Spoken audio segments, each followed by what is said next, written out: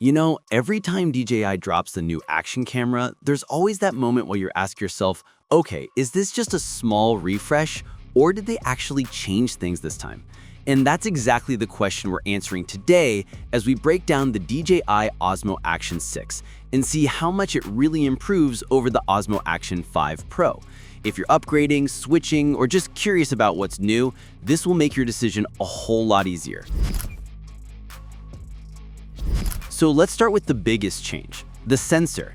The Action 6 steps up with a 1x1.1-inch square sensor, which is noticeably larger than the 1x1.3-inch sensor on the Action 5 Pro. But the interesting part isn't just size, it's shape. Because it's square, you can shoot in open gate style and later crop to vertical or horizontal while retaining better quality. This makes the Action 6 feel way more creator-focused, especially for people making content for both YouTube and TikTok. On the 5 Pro, you get a traditional wide sensor with a fixed aspect ratio. It still gives clean images and great detail, but the flexibility you get from the Action 6 is on another level. If you're someone who repurposes footage for multiple platforms, this alone is a pretty big reason to consider upgrading. Next, let's talk about low light, because this is one area where DJI clearly wanted to push the Action 6 forward. Thanks to the larger sensor and the new variable aperture system, f2.0 to f4.0, the camera adapts to lighting conditions in a way action cams usually can't.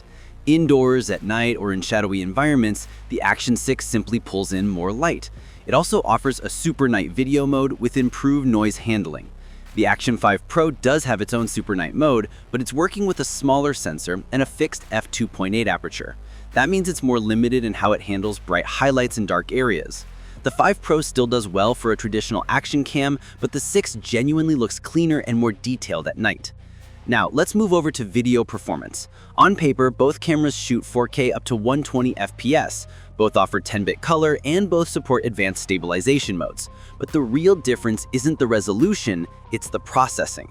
The Action 6 uses an improved imaging pipeline with better dynamic range handling, smoother highlight roll-off, and more reliable exposure transitions. In fast-changing environments like moving from indoors to outdoors or running under trees, you'll notice the Action 6 adjusts more naturally. The Action 5 Pro still shoots great video, but some people have pointed out that its compression can be a bit aggressive, especially in scenes with lots of fine detail like leaves, grass, or water. The Action 6 seems to offer better preservation of texture, especially in 4K 10-bit. When it comes to stabilization, DJI kept things familiar, but also refined. The Action 6 offers Rocksteady 3.0 Plus, Horizon Balancing, and Horizon Steady. These modes work extremely well whether you're walking, biking, or mounting the camera to something that vibrates a lot.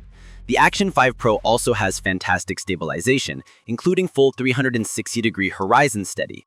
In practice, both cameras are excellent, but the Action 6 feels slightly smoother in extremely shaky scenarios and transitions between movements with more stability. If you're someone who films a lot of FPV-style shots or uses the camera on vehicles, drones, or handlebars, both will satisfy you, but the 6 holds its horizon lock just a little more confidently. Now let's jump into storage, because this is an underrated but important upgrade. The Action 6 adds 50 gigabytes of internal storage, while the Action 5 Pro comes with about 47 gigabytes. It's not a massive jump, but that extra space can save you on days when you forget your micro SD card.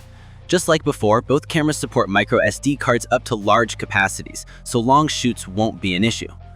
But where the Action 6 stands out is efficiency. The new imaging pipeline seems to manage storage slightly better, especially when shooting 10-bit. That means fewer sudden jumps in file size and more predictable storage use. Alright, now let's talk about battery life, because this is where expectations and reality don't always match. On paper, both cameras use the same 1950 mAh battery. DJI claims long run times for both, but in real-world usage it depends heavily on temperature, frame rate, and stabilization mode. The Action 6 doesn't dramatically extend battery life over the 5 Pro. What it does offer is slightly better performance in demanding modes, like 4K at 120 FPS or prolonged 10-bit recording.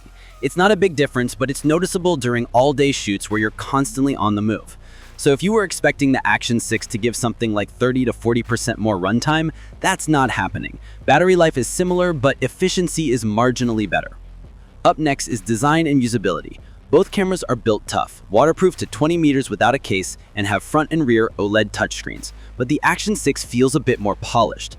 The menus respond quicker, the front screen is brighter, and touch responsiveness is more fluid.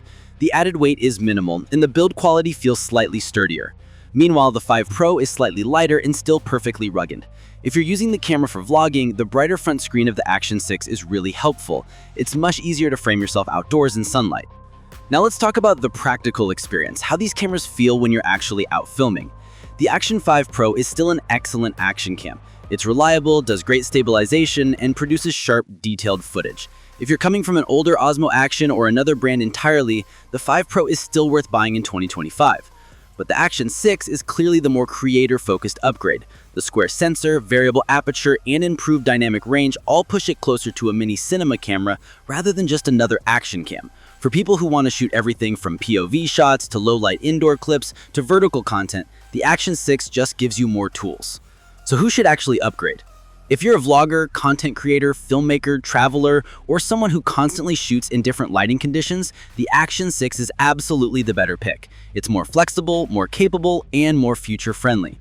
But if you already own the 5 Pro and you're mostly filming outdoor adventures in broad daylight, the upgrade might not feel as dramatic. The 5 Pro is still fast, sharp, and extremely reliable.